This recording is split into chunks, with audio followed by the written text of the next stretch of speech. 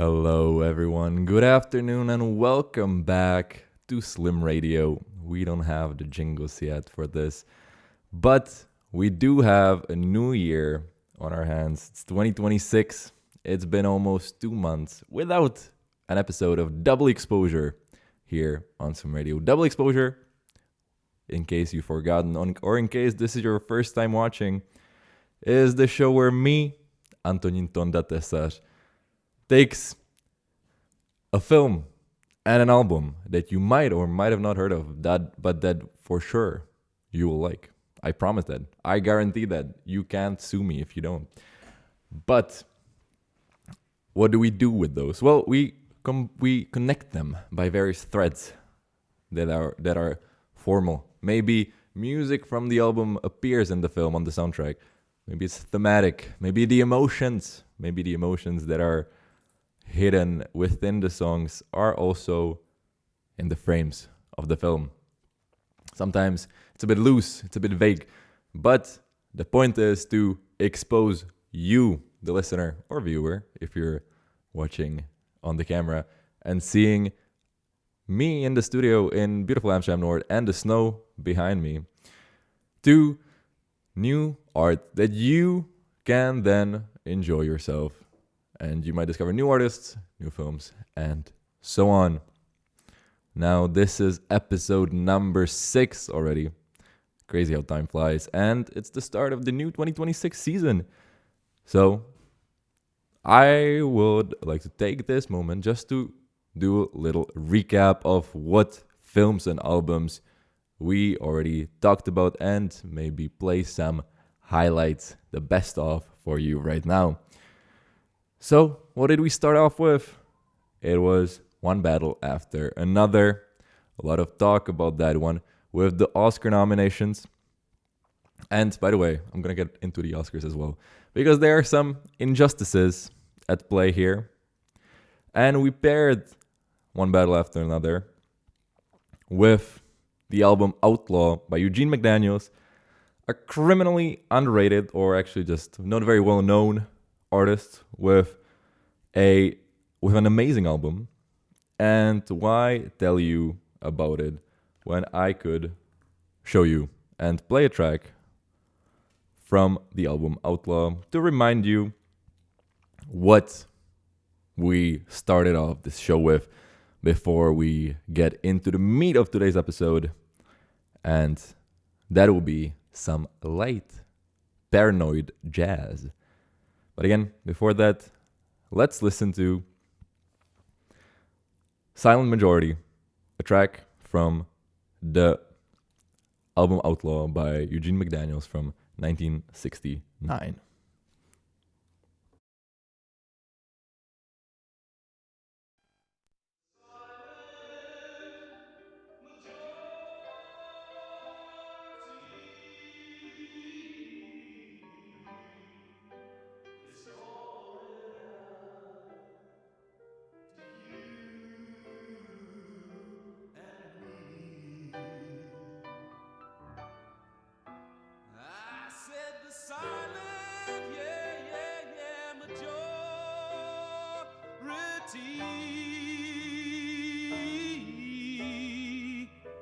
Is calling out to you and me.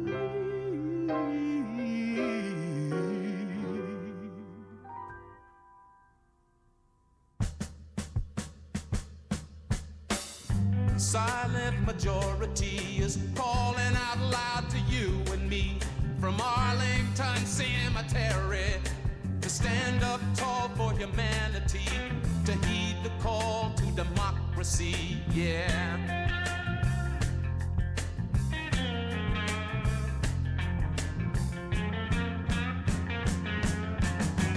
Silent majority gathering around the hanging tree. Negative forces in unity, creating souls of immunity, ignoring the call to humanity.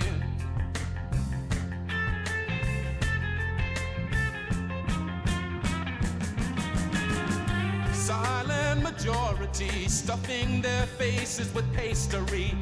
Children are dying in poverty. Fear lives in the land of liberty, and justice is a phrase of fantasy.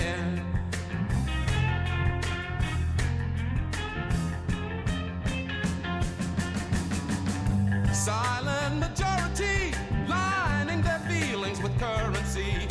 Capital gains remains a mystery. Ask them if they care and they laugh at me. Where is your love for humanity?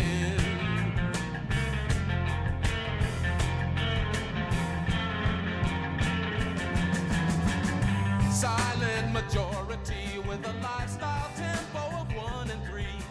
2 and 4 is for my friends and me. When your mind is open, then your body is free. 2 and 4 against 1 and 3 now.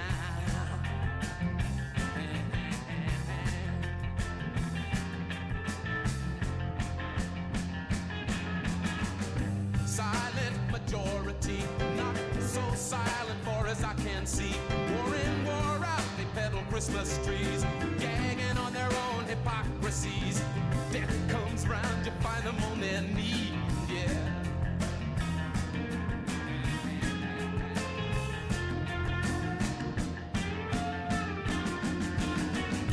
Vocal minority, heeding the lessons of history, knowing the logical choice to be, to stand up tall for democracy, to heed the call to humanity, yeah, yeah, yeah.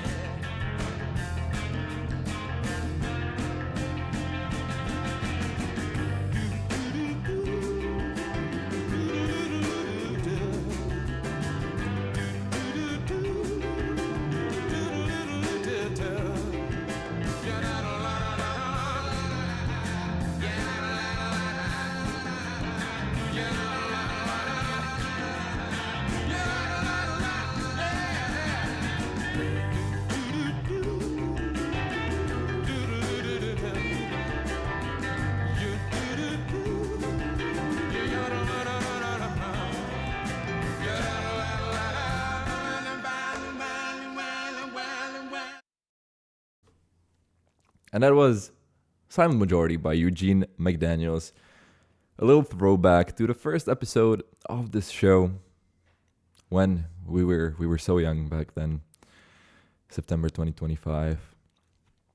But as I was saying, the movie that we paired with this album, to One Battle After Another, got nominated for several Academy Awards, as well as including Best Picture, which means that I was not wrong in hyping that movie and telling you to go watch it. Because if you listened to me back then and you went to watch One Battle After Another, now you're not surprised. And now when people are like, what is this movie? Where did it come from? You can be like, well, I heard about it on Double Exposure. But what did not get nominated for any Academy Award, even though it definitely should have, is a movie that I was considering talking about today, because it is one of the films that is really stuck in my mind, and that is No Other Choice. No Other Choice by Park Chan-wook is not out yet in the Netherlands. It is going to be in theaters very soon, and I really, really, really recommend you go see it, because it is amazing.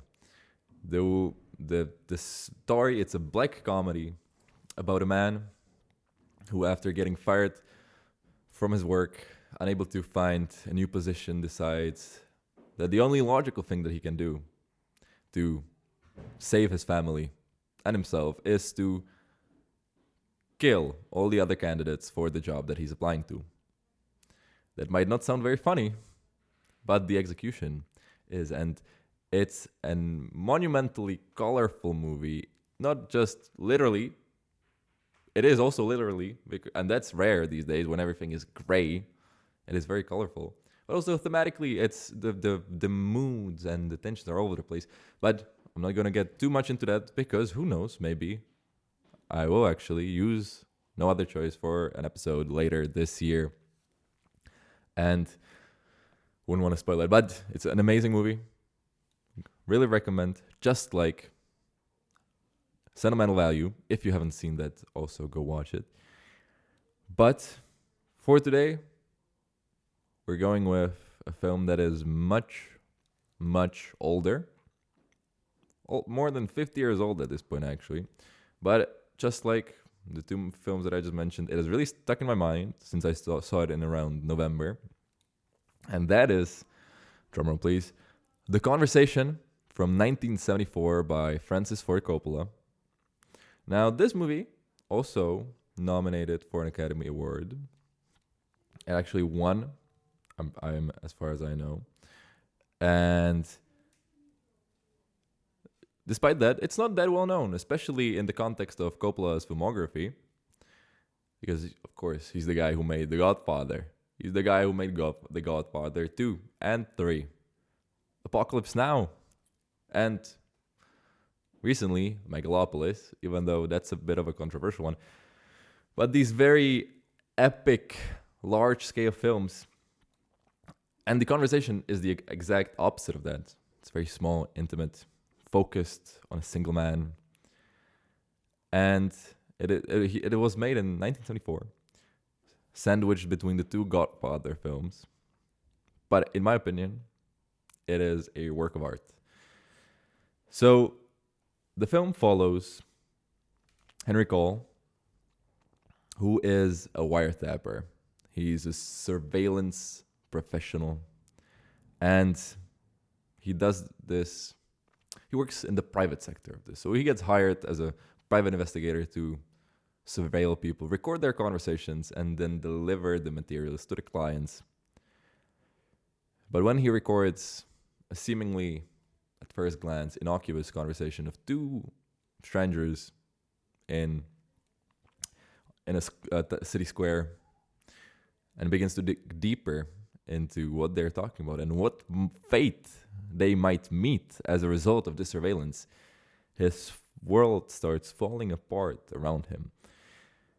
But we're going to get more into the story and much more with the film after we talk about the album that we're pairing this amazing movie with, and that is Conversations with Myself by Bill Evans, 1963. Now, as I said, the threads connecting these films and albums are sometimes a bit vague. But if right now you're thinking, Tonda, is the thread here really only the fact that both things have the word conversation in the title? No. Okay, that would be very silly, but it is a nice coincidence. No, Conversations with Myself is a piano jazz album. And already that is enough to connect it to the Conversations book, because the conversation itself has a very, once again, intimate and small scale soundtrack composed by David Shire, also featuring jazz, piano, but also other instruments. But what's more is that this album is composed entirely out of piano, duets, and trios, where the tracks of pianos are overlapping. They're responding to each other. There's a call and response thing. That's hence the name Conversations with Myself. It's like an echo. It's like Bill Evans playing the piano and it echoing and transforming around him in the room. And that goes very well with the Conversations, which is largely focused on is about sound and trying to piece together a coherent narrative, a one singular thread that is composed by these different overlapping pieces. So, without any further ado, this is the first track from Conversations with Myself by Bill Evans, Round Midnight.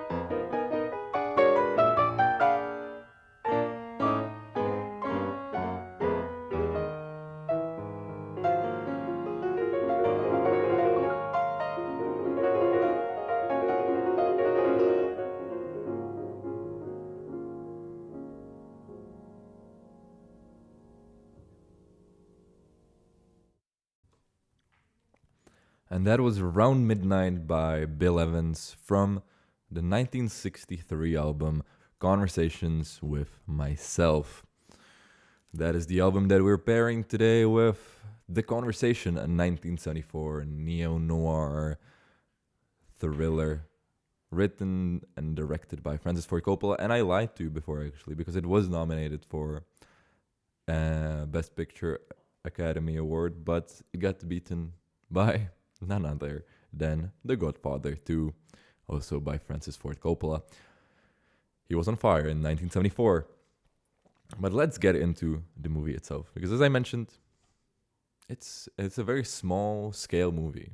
It literally is, as the title suggests, about a single conversation led by two people walking through a public city square, Union Square to be exact, in San Francisco.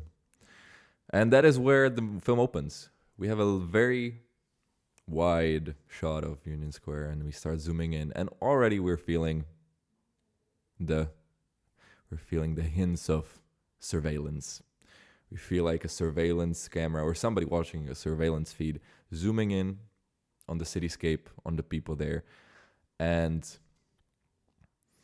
we are not sure who we're supposed to follow. We see a mime walking around the crowd and mimicking other people. And it is a very long shot, a couple of minutes, as we zoom in and follow, almost as if with a sniper rifle.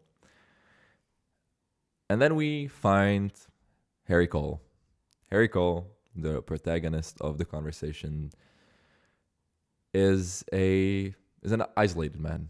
He's a man with many secrets that he's very keen on keeping and not revealing to anybody.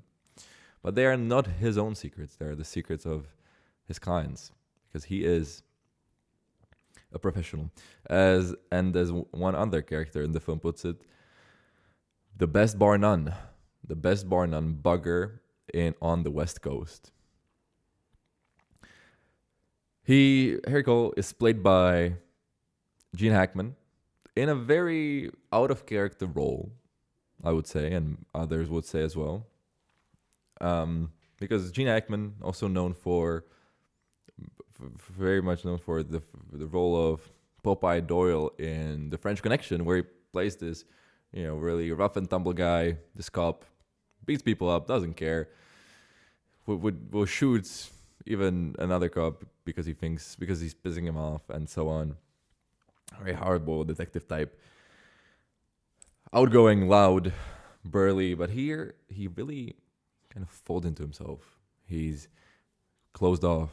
He's meek. And you can feel it's not fear, it's per se. It's not anxiety, but it is specifically paranoia in almost every single movement that he does as the character of Harry Cole. He's wearing long raincoats, old-fashioned glasses, he has a mustache, kind of really trying to look unremarkable in the world and trying not to draw too much attention to himself, which is useful, especially in situations like the one in Union Square, where he's actively trying to eavesdrop and record a conversation. Now, he's not alone. He has a team of buggers, some from afar with a long-range microphone, some with a microphone in a bag, and then himself, 3 people. By the way, one of his employees / partners, Stan, is played by John Cazale, which, if you didn't know, is an actor who has one of the, if not the most impressive track record of films starred in, probably in film history, because he starred in 5 films over the course of a couple of years, and all of them got nominated for Best Picture at the Academy Awards. And that was The Godfather, The Conversation, The Godfather Part 2, Dog Day Afternoon, and The Deer Hunter, all in the 70s. before tragically passing away in 1978. But John Cazale, really, if you see him in a movie, you know you're gonna watch something amazing. But these three guys with microphones, they record this seemingly, because we hear the conversation in the film. We hear it at the start, and then we hear it many more times as they reconstruct it.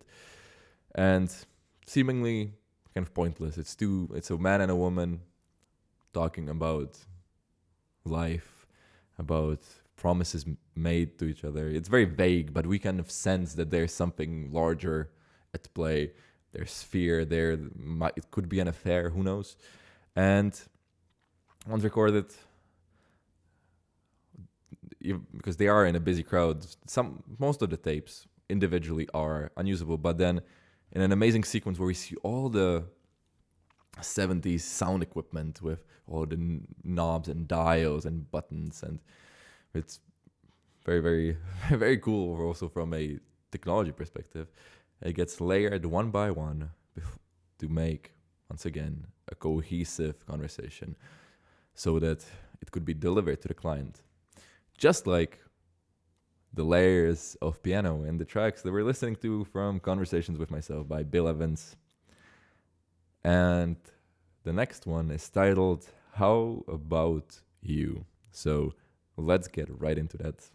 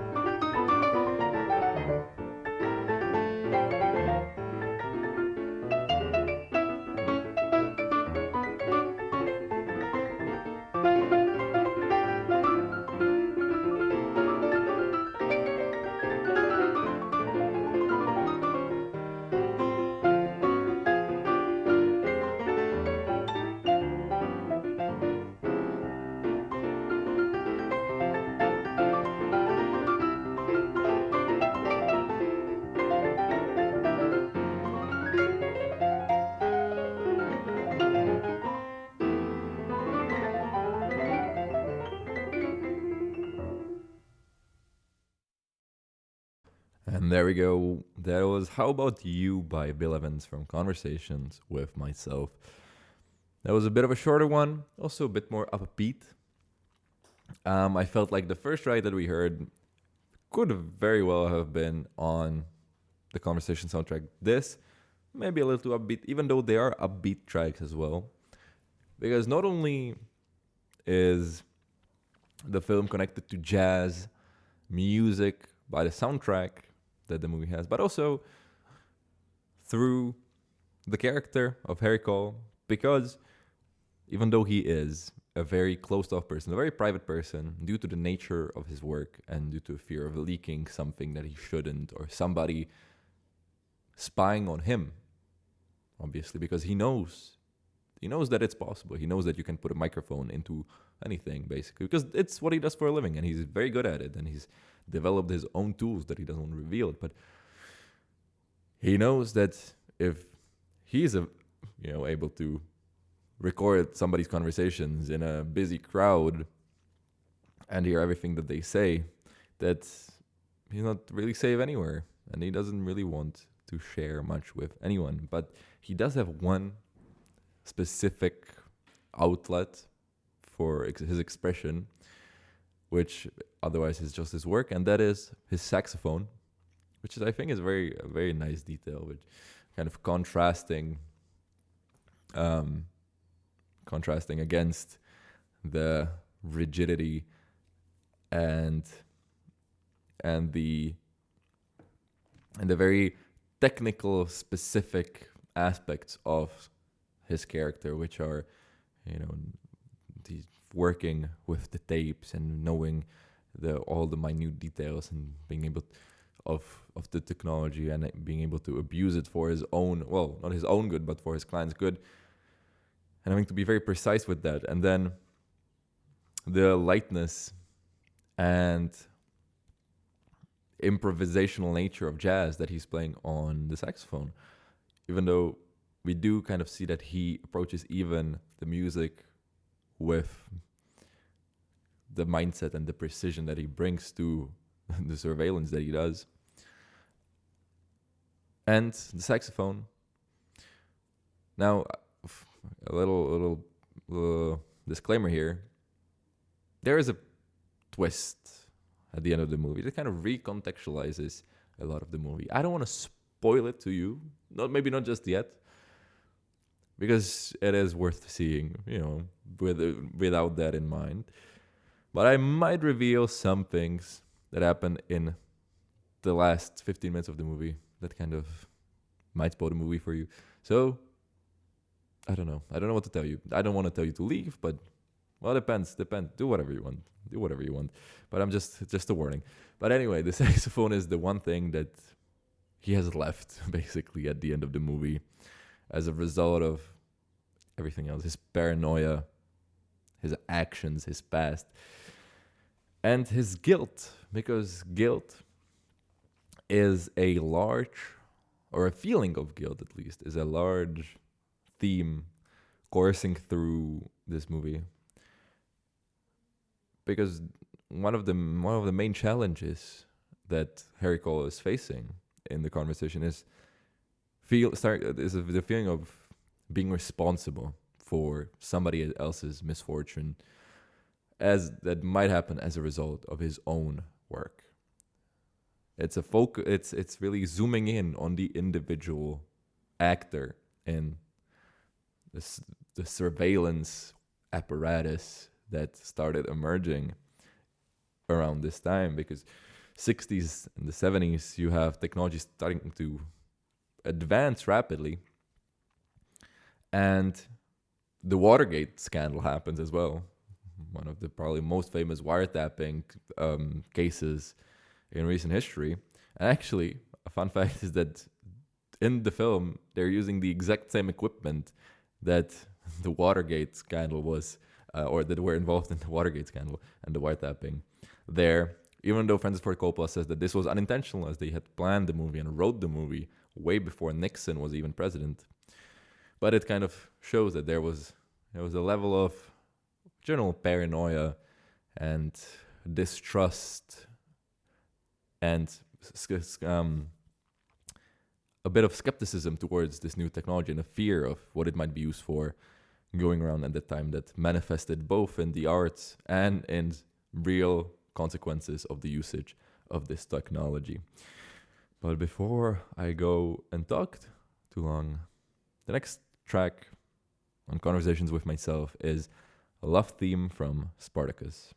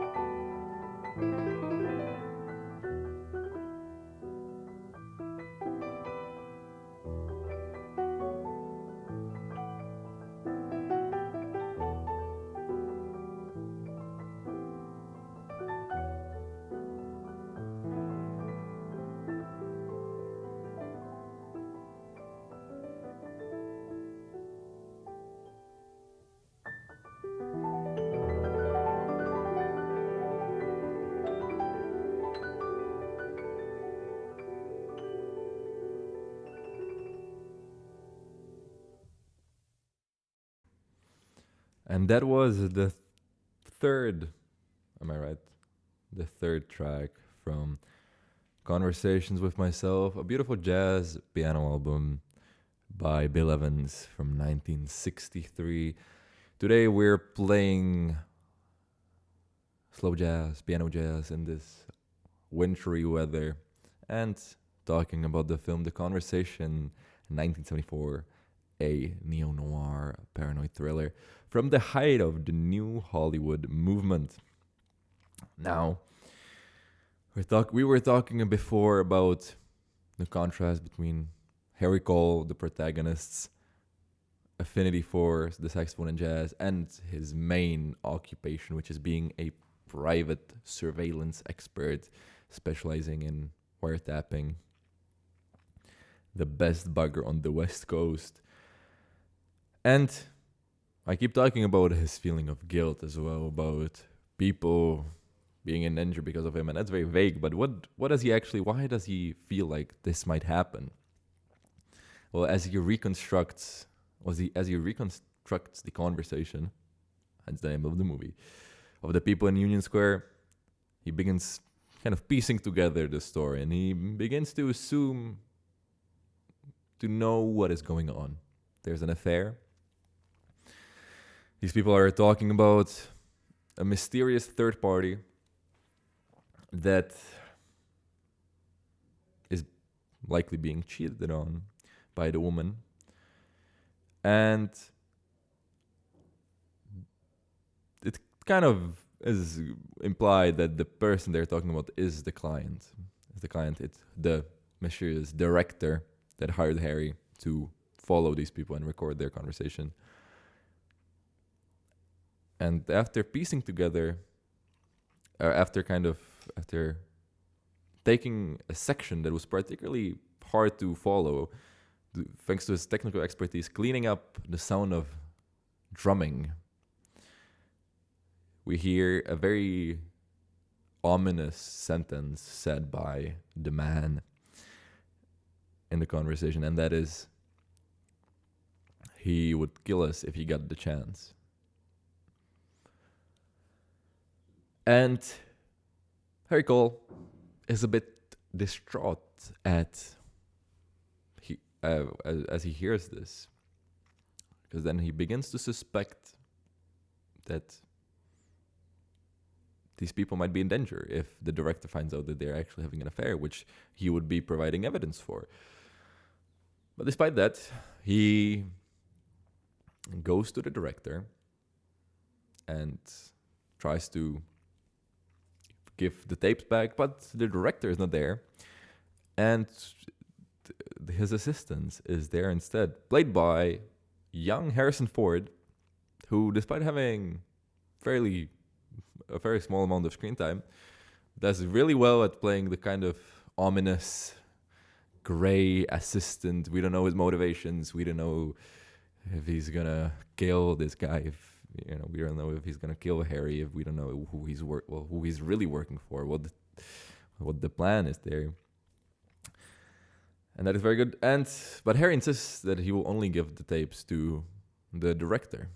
And of course, he's only arranging these meetings through payphones because obviously he's concerned for the safety. And after this, as he keeps the tapes to himself and thinks more about the implication of what could happen if he would hand over the tapes, we get a glimpse into his private life. He lives alone, and he's very shocked when he finds a bottle of alcohol in his apartment, given there by his landlady for his birthday. And he's very shocked about how she managed to find out about his birthday, how she managed to get inside the house. There's more than one key. She managed to bypass the alarm. And again, showing us that, Harry's very careful about this sort of thing. And a very important scene is also, I would say, the moment where we see Harry's love life, because he does have a girlfriend. The problem is she knows nothing about him. She knows literally nothing, not what he does for work, basically doesn't know how old he is. And he's very reluctant to open up because he's, again, paranoid that if he would, something bad would happen. Somebody would find out something that they shouldn't. And we think that most of the time this is unfounded, but later on we actually see a great justification for this, where when after a surveillance conference, there's a party in his office, in his workstation, and he walks away with a woman from the conference and begins actually opening up for a while. Maybe it's the alcohol, who knows. And then it's revealed that he was actually being recorded by one of the other surveillance experts through a pen that was put into his pockets, basically proving him right. Is it because he's surrounded by the surveillance world and becomes so paranoid because he's so immersed in it? Probably, but that is also what happens, right? If all you know is surveilling people, and if you surround yourself by surveillance technology and people who also surveil other people, you basically cannot escape. You're gonna end up falling a victim to your own techniques, which happens to Harry Cole at the end of the movie. But before we get further into his fate and more about the film, the fourth track from Conversations with Myself, Blue Monk.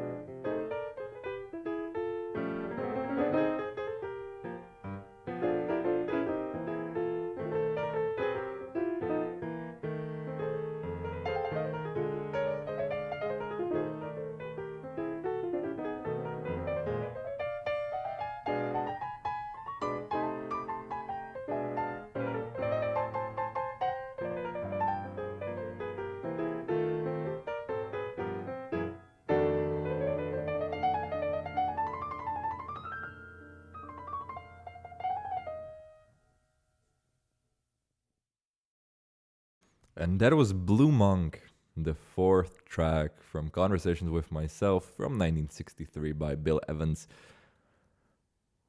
And apart from listening to that, we're talking about The Conversation, the Francis Ford Coppola movie from 1974, an intimate portrait of a man paranoid and steeped in the culture and the practice of surveillance. Now, we've set up the kind of the main thing, and you might be thinking, it doesn't sound like that much happens in the movie. This guy records a conversation, and then he gets worried about the conversation being used as the recording being used as a justification or as evidence or as a reason to harm some people. That doesn't sound like a plot of a 90-minute movie. And it's true, not much happens in terms of events in the movie. But the atmosphere and especially the sound design and the music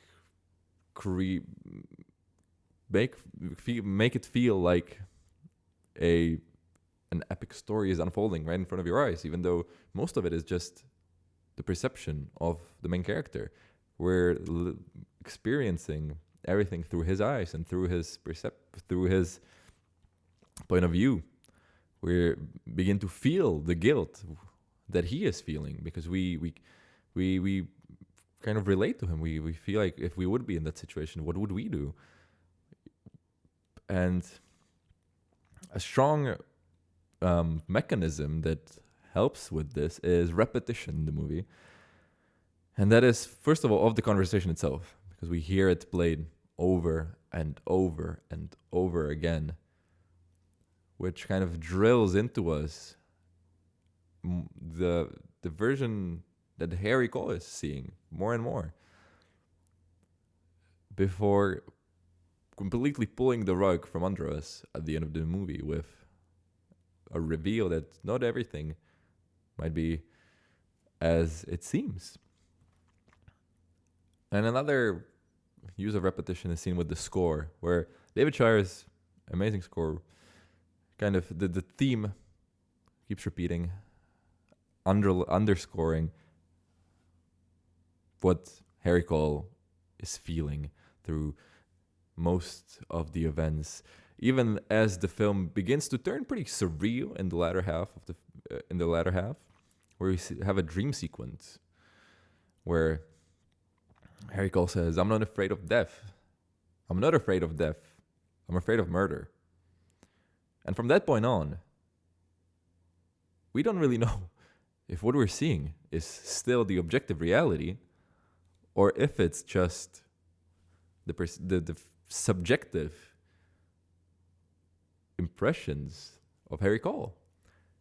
Because we have not just dream sequences, but then we have him seeing blood everywhere around him. He enters a room and he thinks that he sees blood, but then he doesn't in reality. So how are we to trust this man's version of the story? And I think that's also a pretty crucial theme in connection with the technology, because it's even more so relevant today when technology and surveillance, for that matter, is more and more ingrained in our society and how we function, especially with phones and everything else and AI and whatnot. And the fact that subjective interpretation of something that might be seen because it's provided by technology as objective can lead to disastrous outcomes I feel like does still resonate to this day. And kind of continues with the tradition of not just films but other works of art that deal with this watcher and watched dynamic. But I feel like that got a bit confusing at the end there. So to skate away from that, let's go to the next track, which is Hey There once again, from the 1963 album Conversations with Myself. And that will likely be the last song that we play from this album before ending off with a track from the soundtrack itself, because it would be a sin not to do that, because David Shar's soundtrack is incredible.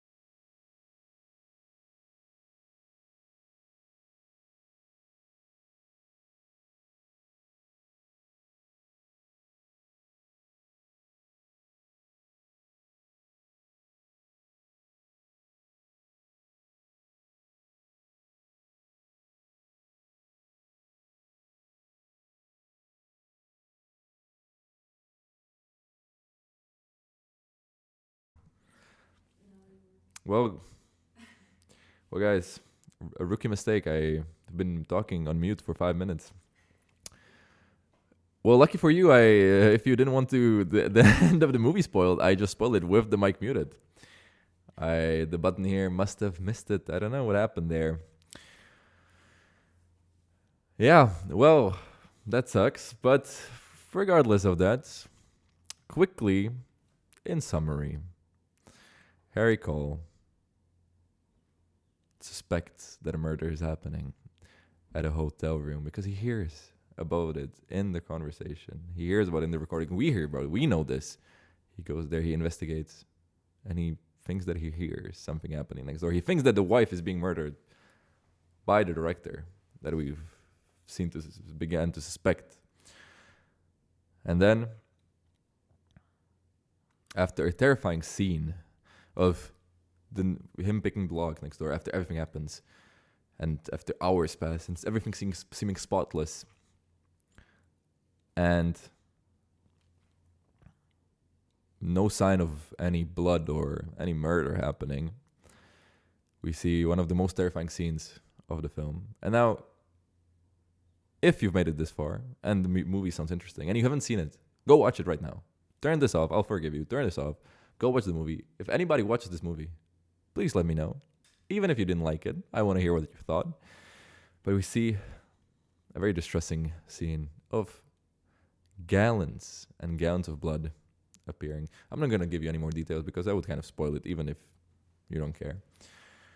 So he's convinced the wife is murdered, but then he goes to confront the director, and he sees the woman is completely fine and alive, and the man, but the director is apparently dead. He died, supposedly in a car accident. And we as the audience, and Harry Cole as the protagonist, start piecing the story together. And once again, we hear a specific ominous sentence from the first conversation, the titular conversation of the film, where instead of he would kill us if he got the chance, we hear a bit of a different emphasis. That is, he would kill us if he got the chance, which turns the whole movie on its head. The couple killed the director instead. But now Harry Cole, he's involved. He maybe wants to escape, but he's now involved in murder, technically. But he gets home, his sanctuary, where he thinks he's safe. But he gets a call from Harrison Ford's character. Excuse me. Oh, long day. And a lot of Harrys. And he gets a phone call basically saying, don't tell anyone, otherwise you're going to have a problem. And he hears a recording of himself playing the saxophone. And the last scene of the movie, once again, we're not sure if this is actually real or if this is Harry Cole's vision or fiction, if this is his paranoia getting to him, or if this is his objective truth. He tears apart his own apartment looking for the bug, but he can't find any. The only thing that he has left is his saxophone. And when we leave Harry Cole, he's playing the saxophone, the one thing he has left in his demolished apartment. And we're left to wonder what is to happen next to this lonely, isolated man with paranoia coursing through his veins. It's not a very positive, and I'm not sure what the takeaway here is, guys. Be cognizant of all the technology around you. Somebody might be spying on you at any time. I don't know if that's a very positive takeaway. But a fun takeaway is that the soundtrack of the movie inspired the soundtrack of the hit TV show Severance, as you might hear from the following track and the last track of today. And it is Theme from the Conversation by David Shire from the soundtrack. In my opinion, the best track on the album. Very memorable and I feel like you can listen to it on its own as well. And as we get scared about technology and get paranoid about microphones and cameras, I wish you a great start to the new year, even though it's almost February, but we all know that January doesn't really count anyway. And stay tuned for the next episode of Double Exposure in 2 weeks this time. And stay here listening to Slim Radio, because there are more shows, wonderful, wonderful shows to follow. But before any further ado, and checking again that I'm not still muted, what a stupid mistake. Here is the last track of the day, theme from the conversation, and see you next time.